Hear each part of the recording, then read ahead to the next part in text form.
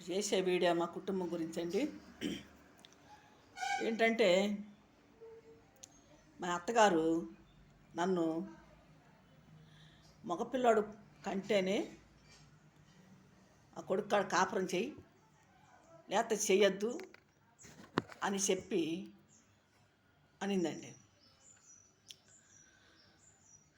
ఎందుకంటే ఆ అత్తగారంటే అసలు అత్తగారు కాదండి, మా మామగారికి రెండో అమ్మగారు. అయినా నాకు గౌరవం ఇచ్చేదాన్ని, చాలా మర్యాద ఇచ్చేదాన్ని. ఆ గౌరవం ఆమె నిలబెట్టుకోలేకపోయింది. మగ పిల్లాడు పుడితేనే కాపురం చేయి, ఆడపిల్ల పుడితే కాపురం చేయొద్దు అంటున్నది. ఇలా అనింది నన్ను. ఇప్పుడు నేనేమంటున్నా అంటే, ఎవరు కోప్పడగాకండి. ఆడపిల్ల అయితే ఏమైందండి, మగపిల్లడు అయితే ఏమైంది? ఇద్దరు సమానమే ఈ రోజున. ఇలా మగపిల్లడైతే ఆస్తి ఉంటే పంచుకొని పక్కకి వెళ్ళిపోతున్నాడు, తల్లిదండ్రులను చూడట్ల. అదే ఆడపిల్ల అనుకోండి, బాధ్యత నెత్తినేసుకొని తల్లిదండ్రులను చూస్తుందండి. ఇవాళ లోకం మీద, ప్రపంచం మీద 2 వంతులు మగవాళ్ళు తల్లిదండ్రులను మోసం చేస్తుంటే, వంతు ఆడపిల్ల సహాయం చేస్తుంది తల్లిదండ్రులకి. తల్లిదండ్రుల్ని భరాస్తుంది ఆడపిల్ల. ఇవాళ ఆడపిల్లలు వద్దు అంటున్నారు. ఆడపిల్లలు లేకపోతే సృష్టి ఆడుందండి అసలు. ఆడపిల్ల ఉండబట్టి కదండి మగపిల్లని కంటుంది, ఆడపిల్లని కంటుంది. ఆడపిల్లని కన్నా మగపిల్లని కన్నా ఆడపిల్ల కదండి కనేది. ఎవరో కోప్పడగాకండి నేనే మాటలకి. ఎందుకంటే ఇవాళ మా మేనల్లుడికి ఒక పాప, మా బాబుకి ఒక పాప. వాళ్ళు ఏమంటున్నారంటే మళ్ళీ మాకు ఆడపిల్లలే కావాలి, మగపిల్లలు వద్దు అంటున్నారు. ఇలాగనేది ఎంతమంది ఉంటారండి లోకం మీద, ప్రపంచం మీద? మా కుటుంబాలు అన్నారు. ఇప్పుడు ఎందుకన్నారు? బయట ప్రపంచం మీద వాళ్ళు చూశారు కాబట్టి. మా కుటుంబాల్లో ఎక్కువ మగపిల్లలు ఉన్నారు, ఆడపిల్లలు తక్కువ. మా అమ్మకి 6 సంతానంలో 6 కూడా 2 ఆడపిల్లలే ఉన్నారు. 6 సంతానంలో అంతా మగపిల్లలే. ఈ 2 ఆడపిల్లలే మా కుటుంబంలో. మాకు ఆడపిల్లలు అంటే చాలా ఇష్టం. మా కోడలను కూడా నేను ఎప్పుడు బాధ పెట్టాల, నేను ఎప్పుడు ఆ అమ్మాయిని ఇబ్బంది పెట్టాల. ఆ అమ్మాయి ఇష్టపకానికి నేను వదిలేసా. ఎందుకంటే ఆ అమ్మాయి కూడా తెలుసుకోవాలి, రేపు ఆ అమ్మాయికి కూడా బాధ్యత తెలిసిద్ది. ఆ అమ్మాయి కూడా బిడ్డలకు అంటుంది, ఆ అమ్మాయి కూడా బిడ్డలు పెరుగుతారు. ఆ అమ్మాయి కూడా బాధ్యత తెలిసిద్ది. అత్త అంటే గౌరవం ఏంటో, అత్త అంటే ఏంటో తెలిసిద్ది, అత్త మావ అంటే ఏంటో. ఈరోజు కోడలని ఎవరు కూడా కండిషన్లో పెట్టగాకండి. ఎందుకంటే నువ్వు అంత తెచ్చావు, నేను ఎంత తెచ్చాను, నువ్వు ఏం తేలేదని ఇబ్బంది పెట్టగాకండి. ఏమి తేపైనా పర్వాలా. మన కుటుంబంలో బిడ్డలు కనాల ముందు. ఎందుకంటే మన వంశం పెరగాలి. అది ఆడపిల్లైనా మగపిల్లడైనా సరే ఎవరైనా బాధలేదు. ముందు బిడ్డలు కంఠం కావాలి. బిడ్డలు లేని వాళ్ళు ఎంతోమంది బాధపడుతున్నారు. ఒక్కొక్కళ్ళు బోళ్ళు ఆశి సంపాదిస్తున్నారు, కోట్లు సంపేస్తున్నారు. వాళ్ళకి మనశ్శాంతి ఉండదండి. ఇంట్లో బిడ్డలు ఉండరు, కొంతమందికి బిడ్డలు ఉండరు. వాళ్ళు తినే తలకబోసం అంత ఉంటుంది ఆస్తి. ఏం చేసుకోనండి ఆ ఆస్తి? బిడ్డలు లేని కుటుంబం ఎందుకు? ఆ ఆస్తి ఏం చేసుకుంటాం? కోట్ల ఆస్తి ఉంటుంది. ఏం చేసుకుంటారు ఆ ఆస్తిని? ఆ ఆస్తిని ఏం చేసుకుంటారండి? వాళ్ళతో వంశం పోతుంది. ఇంకా ఆ ఆస్తి ఏం చేసుకోను? ఎవరికి అక్కడికి వస్తుంది ఆస్తి? ఇవాళ ఎవరో కోప్పడగాకండి. మాకు ఆడపిల్లలంటే చాలా ఇష్టం. ఆడపిల్లలు కావాలి ఇంట్లో. ఇప్పుడు 4 మగవాళ్ళు ఉన్నారనుకోండి ఇంట్లో, ఆడపిల్ల లేని ఆ కుటుంబం ఎలా ఉంటుందంటే ఆ ఇల్లు చింద్రబదనంగా ఉంటుంది. అదే ఆడపిల్ల ఒక్కటున్న ఇల్లు చక్క పెట్టుకొని శుభ్రం చేసుకొని వచ్చిన చుట్టాలకి బంధువులకి మర్యాద చేసి అన్నీ చేయగలదు. అదే మగవాడు చేస్తాడండి? 4 మగపిల్లలు ఉన్నారనుకోండి, ఈ 4 పిల్లలు కూడా పొత్తు కుదరక ఒకరికొకరికి వాదనాడుకోవటం, కొట్టుకోవటం, తిట్టుకోవటం, తల్లిదండ్రులు సంపాదించిన ఆస్తి పంచుకోవటం, తల్లిదండ్రులను కొడటం, ఇలాగా కొంతమంది ఉన్నారులేండి, అందరిని అట్లా నేను కొంతమంది ఉన్నారు. ఎందుకంటే బజార్ పెట్టుకుంటున్నారు, వాళ్ళు కుటుంబం వాళ్ళని బజార్ పెట్టుకుంటున్నారు. ఇప్పుడు మా మగపిల్లలు ఉన్నారంటే ఫస్ట్ నుంచి ప్రార్థనకి వెళ్ళే పిల్లలండి. ఎవరి జోలికి వెళ్ళరు, ఏ గొడవలు తేరు. వాళ్ళ పనులేంటో వాళ్ళేంటో, వాళ్ళ పనులు చేసుకోవటం ఏంటో, వాళ్ళు చర్చిలకి వెళ్ళటం ఏంటో, వాళ్ళు ఉండటం ఏంటో, 10 మందితో సావాసం చేయటం, తాగి గొడవలు పెడతాం, వాళ్ళని వీళ్ళని ఎగబడి కొట్టుతాం, అవి ఏమి ఉండవండి. మా పిల్లలు ఫస్ట్ నుంచి ప్రార్థనలకు వెళ్ళేవాళ్ళు కాబట్టి వాళ్ళు పనులేంటో వాళ్ళు ప్రార్థన ఎంత కంతే, ఎవరి గొడవలకు వెళ్ళరు వాళ్ళు. ఒక్కొక్కరు గిట్టక ఆ పిల్లల మీదకి గొడవలకు వస్తూ ఉంటారు. అయినా కూడా మా వాళ్ళు సదురుకొని ఆ గొడవలకు వెళ్ళకుండా ఇంట్లోకి వెళ్ళి తలుపులు వేసుకొని కాము కూర్చుంటారు. ఈ గొడవలు మనకెందుకు లేని. ఇలాగా ఎందుకు చెబుతున్నానంటే, ఆడపిల్ల అనేది కుటుంబంలో కావాలి. ఆడపిల్ల లేని 10 మంది మగపిల్లలను కాను, ఒక్క ఆడపిల్లని కాను. ఆడపిల్ల దారి ఎలా ఉండతో మగపిల్లడి దారి ఎలా ఉండతో చూడండి. ఇవాళ ప్రపంచమంతా ఆస్తి ఎంత సంపాదించాం, వాళ్ళకి పెళ్ళిళ్ళు అవ్వగానే ఆస్తులు పంచుకోవటం, పక్కకి వెళ్ళిపోవటం, తల్లిదండ్రుల్ని పట్టించుకోకుండా ఉండటం. అది ఆడపిల్ల ఉందనుకోండి, ఆడపిల్ల అయ్యో నా తండ్రి నా తల్లి మమ్మల్ని కనింది, మమ్మల్ని పెంచింది, వాళ్ళు కనపట్టే కదా మింతటోళ్ళు అయ్యాం, వాళ్ళు మమ్మల్ని పోషించబట్టే కదా మింతటోళ్ళు అయ్యాని చెప్పి ఆడపిల్లకి అనేది ఆ జ్ఞానం ఉంటుంది. మగవాడేంటి, పెళ్ళి అవంగాల్నే పక్కకి వెళ్ళిపోయి ఆస్తి పంచుకొని వాడు రెప్పని వాడు ఉంటాడు.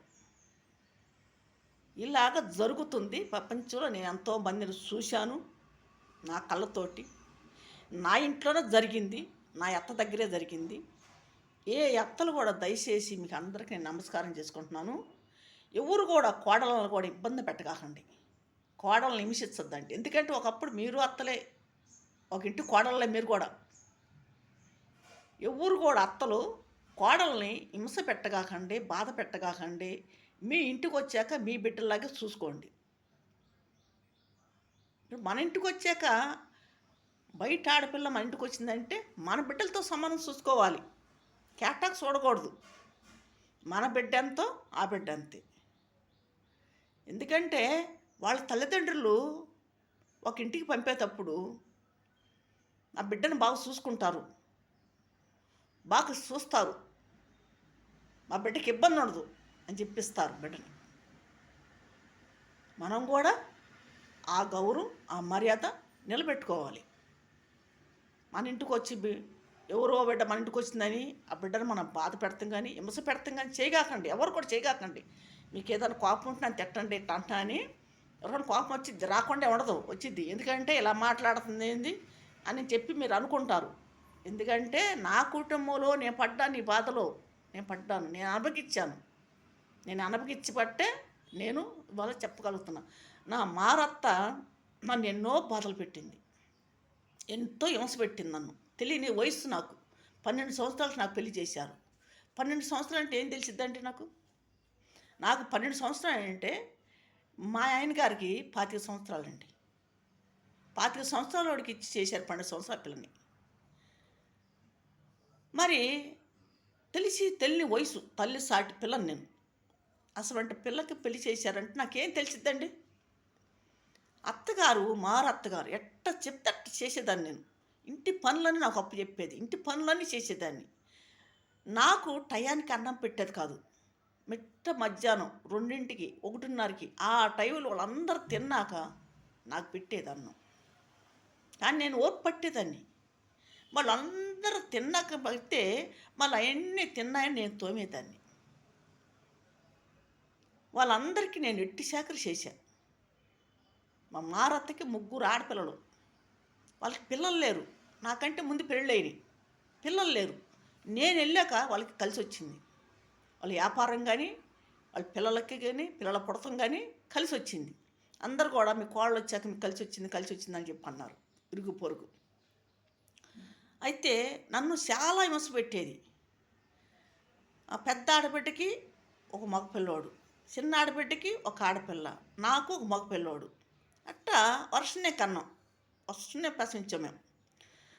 అయితే నా కొడుకుని చూసేది కాదు మా మారత్త గారు. నేను మారత్తని ఎప్పుడు అనుకోలేదు, ఇప్పుడు చెప్తున్నా మాట, నేను ఎప్పుడు అనుకోలేదు అట్టగా. నా సొంత అత్తలకే చూసుకున్నాను నేను. ఆమె ఏం చెప్తే చేసేదాన్ని నేను. బట్టలన్నీ ఉతికేదాన్ని, అందరు ఇంటి బట్టలన్నీ ఉతికేదాన్ని. ఆ ఇంట్లో ఎంత సామాను ఉంటే అంత సామానుతో లేదు తోమిపెట్టేదాన్ని. నీళ్ళు బావిలోంచి తోడుకు రావాలి, బావిలోంచి నీళ్ళు తోడుకో 2 బకెట్లు జోడ వేసుకొని లాక్కొచ్చి అన్నిటికీ నింపేదాన్ని. తొట్లు, కుండలు, అప్పుడు కుండలండి, పెద్ద పెద్ద బాన్లు, మట్టి తొట్లు. ఇలాగ ఎంత చాకరీ చేసినా కూడా నన్ను మా ఆయనకి చెప్పి, సాడీలు చెప్పి నన్ను కొట్టించేది. మా ఆయన రిక్షా బండి లాగేవాడండి. రిక్షా బండి అంటే సిమెంట్ లోళ్ళు, ఫ్యాక్టరీ బర్బ్ బండి. ఆ బండి పని వేసుకొని కిరాయికి తోలుతూ ఉండేవాడు. తర్వాత వంట పనులకు వెళ్ళేవాడు, పెళ్ళిళ్ళు వంటలకు వెళ్ళేవాడు. ఆ బండి రబ్బరు ఇప్పి ఆ రబ్బర్తో కొట్టేవాడండి నన్ను. వాళ్ళ అమ్మ మాటిని, మారు తల్లి మాటిని నన్ను ఆ రబ్బర్తో ఆయన ఇష్టం వచ్చేట్టు కొట్టేసేవాడు. ఈ మనిషి ఎరుపును కదండి నేను, ఆ ఎర్రగా కవిలిపోయాను ఆ ఒంటి మీద, ఆ వాతలు. అయినా నేనేం మాట్లాడేదాన్ని కాదు, వాళ్ళు కొట్టిన దెబ్బలు కూడా నేను భరించేదాన్ని. మా ఆయన మంచోడే, ఆ మాట్లాడినట్టు చేసేవాడు. రెచ్చగొట్టేది మా ఆయన్ని, రెచ్చగొట్టి, అరే నా మాట అంటలేదురా, అరే వాళ్ళతో మాట్లాడుతుంది, వీళ్ళతో మాట్లాడుతుంది, అరే నీ పిల్లలను భయం చెబుతావు లేదా అని ఆయన పనిలోంచి రాగాలి ఆయన ఎక్క పొడిచేది. ఆయన పద్దాగా బండి తోలి వచ్చేవాడు. ఇంటికి రాగాలి అన్నం తినేయకుండా ఆయన్ని సాడీలు చెప్పి నన్ను కొట్టించేది. నేను చాలా ఓర్పు పట్టేదాన్ని. మా అమ్మ వాళ్ళకి చెప్పేదాన్ని కాదు నేను. ఎందుకంటే మా అమ్మకి మరి 3 ఆడపిల్లలు, మరి కొడుకును బాగొట్టుకోనుంది, మరి మిగతా పిల్లలు ఏమైపోవాలి, తర్వాత వెనక చూస్తే తమ్ముడు ఉన్నాడు, ఏమి చూసుకోవాలి. మళ్ళీ ఆమెను మనకి చెప్పి ఆమెను ఏడ పాత పెడతామని నాకు చిన్న వయసు నుంచే నాకు, ఎందుకంటే కుటుంబం గురించి తెలుసు నాకు. చిన్నప్పటి నుంచి నేను కష్టపడ్డాను కాబట్టి పుట్టింట్లో నాకు తెలుసు. ఆ కష్టం అని తెలిసి మా అమ్మకి నేను చెప్పుకునేది కానీ కాదు. మా అమ్మను కూడా రానిచ్చేవాళ్ళు కాదు, నన్ను సోనిచ్చేవాళ్ళు కాదు. మా అమ్మని వచ్చి, మా అమ్మ విజయవాడ నుంచి బాపట్ల వచ్చి పక్క ఇళ్ళ కాడను కూర్చొని సాల్ట్ మోటుకు నన్ను చూసుకునేది. బయట లోనకి తిరిగేటప్పుడు, ఇంట్లో బయటకు తిరిగేటప్పుడు నన్ను చూసుకొని ఏడ్చుకునేది మా అమ్మ. ఇరుగు పొరుగు చెప్పేవాళ్ళు, అమ్మా శాంతి మీ అమ్మ వచ్చింది, మీ అమ్మ వచ్చింది, మా ఇంటికాడ కూర్చుంది అని చెప్పేవాళ్ళు వచ్చాడు. నేను ఇంకా మా అమ్మ రాగాలని ఎంతో బాధపడేదాన్ని. అస్సలు ఏడ్చుకుంటే వెళ్ళి మా అమ్మని వాటేస్తుంది. ఏంటమ్మా ఇంటికి రాలేదు నువ్వు అంటే, వద్దులే అబ్బా నేను ఇంటికి వచ్చి కానీ బాధ పెడతారు అని చెప్పి ఎంతో కుంగిపోయేది మా అమ్మ. ఇలా మా అమ్మ లేదు. నేను ఎందుకు చెప్తానంటే ఈ మాట, మిగతా తల్లులు ఇలా బాధపడకూడదు, ఏ పరాళ్ళు తల్లుల్ని బాధ పెట్టకూడదు. కోడల్లోకి ఇంటికి వెళ్ళారంటే ఆ తల్లి కూడా ఒక మనిషే కదా, వాళ్ళని బాధ పెట్టకూడదు. నేనెంతో మా తల్లి గురించి, మా అమ్మ గురించి ఎంతో కుంగిపోయా. ఆమె కొడుకును బాగొట్టుకున్నామంటే మా అమ్మని ఏం తెచ్చివ్వలేదంటే, కూతురు తేపోతే నువ్వు రావద్దు అని చెప్పి ఎంతో బాధ పెట్టేవాడు. మా అమ్మ కష్టం చేసుకుంటే నాకు ఇల్లు జరగాలి, లేకపోతే తెలియదు. అప్పటికి మమ్మల్ని చూసేది, వచ్చినప్పుడల్లా ఏదో ఒకటి ఇస్తుంది మాకు చేసేది. మా అమ్మ వస్తే మేము అన్నం పెట్టుకోవటానికి లేదు, మా అమ్మ వస్తే ఇంట్లో కూర్చోబెట్టుకోవటానికి లేదు. పక్కల కాడ కూర్చొని కాసేపు కూర్చొని, పొద్దున పూట వస్తే మధ్యాహ్నం దాకా కూర్చొని సాయంకాలం బడ్డికి మళ్ళీ తిరిగి వెళ్ళిపోయేది ఇంటికి. అమ్మ రామ్మ ఇంటికంటే, వద్దమ్మా నిన్ను బాధ పెడతారు, వద్దమ్మా నిన్ను బాధ పెడతారని చెప్పి ఏడ్చుకునేది. నన్ను వాటేసుకొని ఏడ్చుకొని ఏదో ఆమె తెస్తే కాయబోయా ఎందుకంటే డబ్బులు ఇచ్చి వెళ్ళేది. అమ్మ వద్దులమ్మా నువ్వు వెళ్ళమ్మా అనేదాన్ని నేను. అన్నం పెడతాకుండేది, నాకు అన్నం పెడతాకుండేది. మా అమ్మకి అన్నం పెట్టలేకపోయేదాన్ని నేను. నా అత్తగారింటికి అన్నప్పుడు నా అమ్మకి అన్నం పెట్టేదాన్ని కాదు, పెట్టించేవాళ్ళు కాదు అసలు ముందు. అలాగే నన్ను బాధ పెట్టారు. నా తల్లి బండెడు కంటలు వేసుకొని నన్ను కని మరి ఎన్నో అవస్థలు పడింది ఆడపిల్లలతో. ఆమె ఎన్నో బాధలు పడింది. 3 ఆడపిల్లలకి పెళ్లి చేసింది. ఇవాళ ఎందుకు చెప్తున్నానంటే, ఆడపిల్లలు ఇవాళ ఆడపిల్లలు ఉన్నారని ఒక ఇంటికి వెళ్ళారండి, ఎవరు బాధ పెట్టగాకండి. అత్తలు తెలుసుకోవాలి, మన ఇంటికి వచ్చినాక మన బిడ్డలతో సమానమే. వాళ్ళు ఒక బిడ్డను కానీ మనకి ఇస్తున్నారంటే మన కుటుంబాన్ని నిలిపినట్టే కదండి వాళ్ళు. మన కుటుంబాన్ని, మన వంశాన్ని పెంచినట్టే కదా. ఒక కోడలు వచ్చి మన ఇంట్లో ఉంటుందంటే మన వంశం పెరిగినట్టే కదండి. అది ఆలోచించుకోండి. ఎవరైనా ఎవరైనా అది ఆలోచించుకోండి. ఇప్పుడు 10 మంది మగ పిల్లల కన్నా మగ పిల్లలు ఇంటి పని చేయలేరు. అదే ఆడపిల్ల అయితే ఏదైనా భరించగలదు. తల్లిళ్ళైనా తండ్రినైనా వాళ్ళ చుట్టాలు పక్కాలైనా వచ్చిన మంచి చెబ్బర చూడగలదు. ఇప్పుడు ఎక్కడ దాకా ఎందుకండి, నాకు భర్త లేడు. నాకు భర్త లేడు. మా పాప ఉంది. మా పాప ఉంటే నా కొడుకు మ్యారేజ్కి నా పాపే భరాయించిందండి. అన్నీ చేసిందండి నా పాప. అన్నదమ్ముడికి అన్నీ చేసింది, ఖర్చు పెట్టింది. మరి వాడికి మరి అక్కడికి వెళ్ళి సంబంధాలు కుదిరియటం కానీ చేయటం కానీ, వాళ్ళు వస్తే చుట్టాలు ఎత్తలకు మంచి చెబ్బర చూడటం కానీ అన్నీ చేసిందండి. నా పాప అని కాదండి, కానీ ఆ పాపే లేకపోతే నా కొడుక్కి మ్యారేజ్ జరగదేమో అనుకున్నాను నేనైతే. నేను అలా ఊహించుకున్నా. అంటే నా ఒంట్లో సరిగా ఆరోగ్యం బాగోక మరి నేను ఎక్కువ తిరగలేకపోయేదాన్ని. యాక్సిడెంట్ అయ్యి మరి నా కాళ్ళు కోసి 20 సార్లు నా కాళ్ళు కోసారు. మరి నాకు యాక్సిడెంట్ అయి ఉన్నది. నేను పెద్దగా ఎక్కడికి వెళ్ళేదాన్ని కాదు. మరి ఆ పాప ఉండబట్టే నాకు ఆ దేవుడు కూడా ఆ పాపని, మరి ఆ బాబు వివాహం కోసమే మరి ఆ పాపను కూడా మా దగ్గరుంచి మరి ఆ బిడ్డకి వివాహం కుదిరితే ఆ పాపే భరించిందండి. అన్నీ చేసింది. ఎందుకంటే ఆ పాప ఉండబట్టే నాకు ఇవాళ నా బాబుకి మ్యారేజ్ జరిగింది.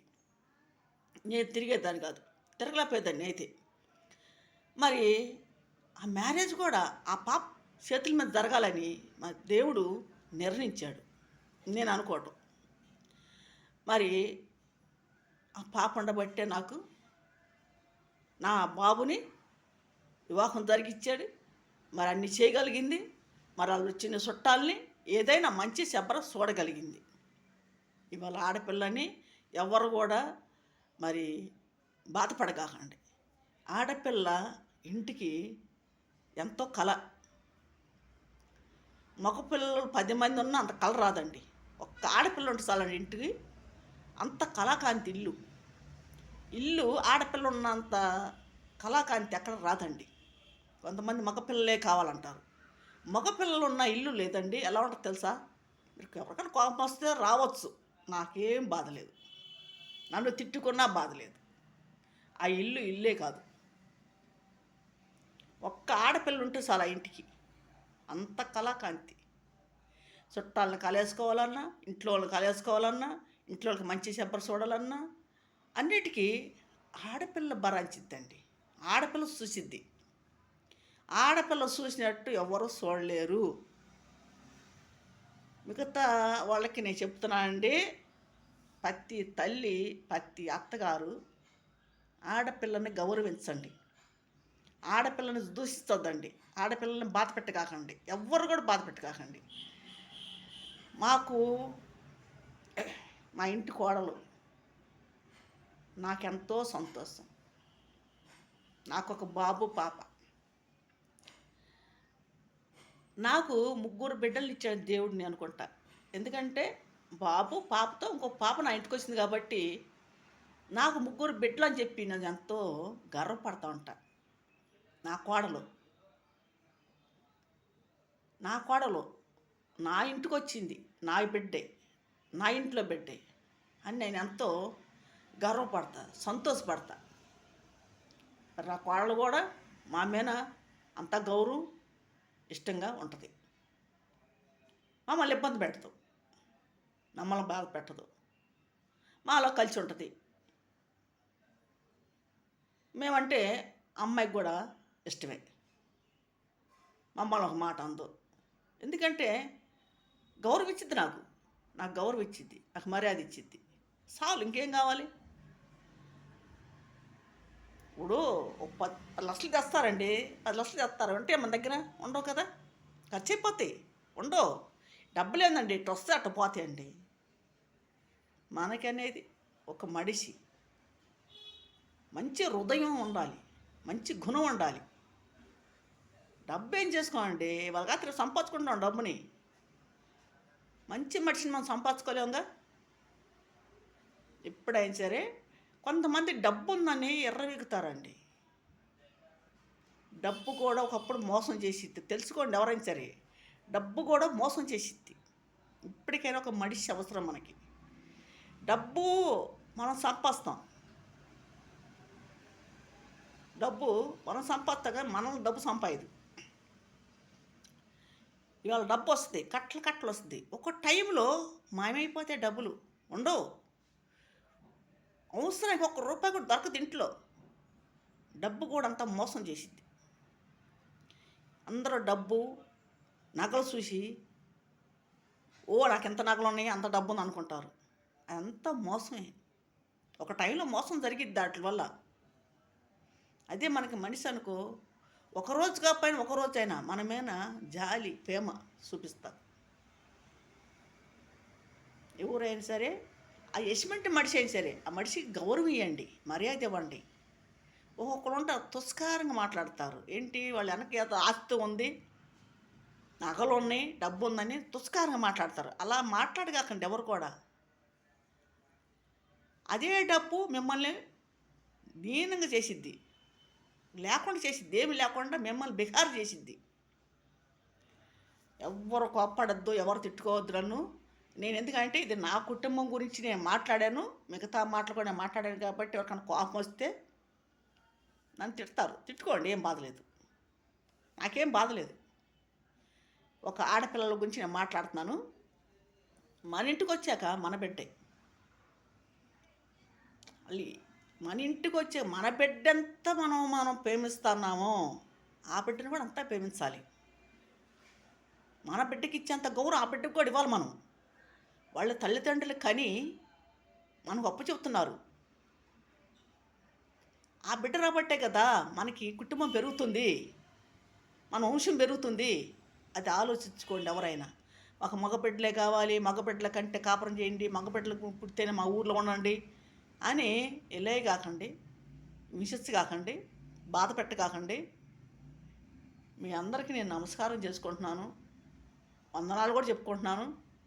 ఎందుకంటే ఆడపిల్ల ఉన్నంత కళ మగపిల్లలు ఉన్న ఇంట్లో రాదు. ఆడపిల్ల ఉండాలి, ఏ కుటుంబానికైనా ఒక ఆడపిల్ల ఉండాలి. ఆడపిల్లకున్నంత కనికరు మగోడుకు ఉండదు. ఇవాళ నిలువున తల్లి ఆస్తి కోసం ఫోన్లో చూస్తాను నేను, నిలువును నరికేశాడు తల్లిని కత్తితో. అంత కషాయతనం అండి. ఆ తల్లి కడుపులో నుంచి వచ్చి ఆ తల్లి 10 నెలలు కానీ మరి మోసి కానీ 30 సంవత్సరాలు పెంచి వాడు పెళ్ళిళ్ళు చేసి వాడిని అంత బరాయిస్తే తల్లిని అంత కఠినంగా అండి చేసేది. వాడికి ఎట్ట మనసు వచ్చిందండి, ఎట్ట మనసు వచ్చిందండి అసలుకి. వాడు మడిసా రాక్షసేసాడు. వాడు తల్లిని నిలువున రోడ్డు మీద నరికేసాడండి కత్తితోటి. వాడు అసలు ఏం జన్మ అండి వాడు. ఆ తల్లి అన్నీ చేసినా కూడా పరాంచింది కదండి ఆ బిడ్డని. వాడు ఎందుకు అర్థం చేసుకోలేదండి ఆ తల్లిని. ఆ కూతురు ఎంతో అల్లాడిపోతుంది. మరి ఆ తల్లికి ఒక కూతురు కొడుకు అయితే ఆ తల్లిని చంపేశాడండి. ఆ కూతురు ఎంతో బాధపడుతుంది. అంతకుముందే తలకాయ పగలగొట్టి బాధ పెడితే ఆ కూతురి బరాయించిందంట. తల్లిని నయం చేసి బాగు చేస్తే మళ్ళీ ఆ వ్యాపారానికి కాయలు కూరగాయలు అమ్ముకోవటానికి వెళ్తే కొడుకు కత్తి తీసుకెళ్ళి రోడ్డు మీద నరికేసి వాడు ఇష్టం వచ్చాడు చేశాడండి. ఎలా పడేసి ఎలా నరికేస్తున్నాడంటే తల్లిని. అంత కనికరి లేను అసమంటోళ్ళు భూమి మీద ఉంచకూడదండి. తల్లిని ఆ రకం చేశాడంటే ఎంత పాపాత్రుడండి అసలు. ఎంత దుర్మార్గుడండి. ఎవరినైనా ఇంక అదే పని చేస్తాడు కదండి వాడు. తల్లి మీనే ప్రేమ లేదంటే ఇంకెవరి మీద ఉంటుందండి. అంత కఠిన హృదయం ఎలాగుంటుందండి మనిషికి అసలు. అసలు ఏమి జన్మ అండి వాడిది జన్మ. ఎవరు తిట్టుకోకాకండి, నన్ను ఎవరు బాధపడకాకండి. నేను ఎందుకంటే వాళ్ళు జరిగేది ప్రపంచం మీద లోకం మీద జరిగేది గురించి నేను మాట్లాడుతున్నాను. మరి ఎవ్వరు నన్ను తిట్టుకోవద్దండి, బాధపడద్దండి. ఏ కుటుంబంకైనా సరే ఒక్క ఆడపిల్ల మన ఇంటికి వచ్చిందంటే ఆడపిల్లని మీరు గౌరవించండి, మర్యాద ఇవ్వండి, అంతేగాని ఆ వచ్చిన బిడ్డను మీరు బాధ పెట్టకాకండి. మన ఇంటికి వచ్చాక మన బిడ్డే. ఆడపిల్లలు కానీ మగపిల్లలు కానీ మన కుటుంబాన్ని మన వంశాన్ని పెంచుతున్నారు వాళ్ళు. నువ్వు ఆడపిల్లలకి అంటున్నావు మగపిల్లలకి అంటలేదని చెప్పి బాధ పెట్టకాకండి ఎవరు కూడా. ఆడపిల్ల అయితే వంశం పెట్టదా? వంశం పోయిద్దా ఏంటి ఆడపిల్ల వల్ల? ఆడపిల్ల పుట్టిన వంశమేగా. ఇవాళ ఆడ మగ లేదండి, ఇద్దరు సమానమే. ఒకప్పుడు మగపిల్లలంటే తలకూరి పెట్టాలరా, అది పెట్టాలరా, మట్టి వేయాలరా అనేవాడు. ఇవాళ ఆడపిల్ల ఏం చేస్తుంది ఆ పని. ఇవాళ ఆడపిల్ల అయినా కాడి మోస్తుంది, మట్టి వేస్తుంది, మరి మట్టి ఖర్చు పెట్టుకుంటుంది, దినాలు చేస్తుంది, తద్దినాలు అన్నీ చేస్తుంది వాళ్ళ ఆడపిల్ల కూడా. నేను మాట్లాడలేనండి ఇంకా. అందరికీ నమస్కారం అండి, ఉంటానండి. గుంటూరు జిల్లా తాడేపల్లి బోసమ్మ సెంటరు 17వ వార్డు. నా పేరు కూడా శాంతి అండి. మీకు ఎవరికన్నా కోపం వస్తే నా దగ్గరకు వచ్చి తిట్టండి. ఏమండి, ఉంటానండి మరి.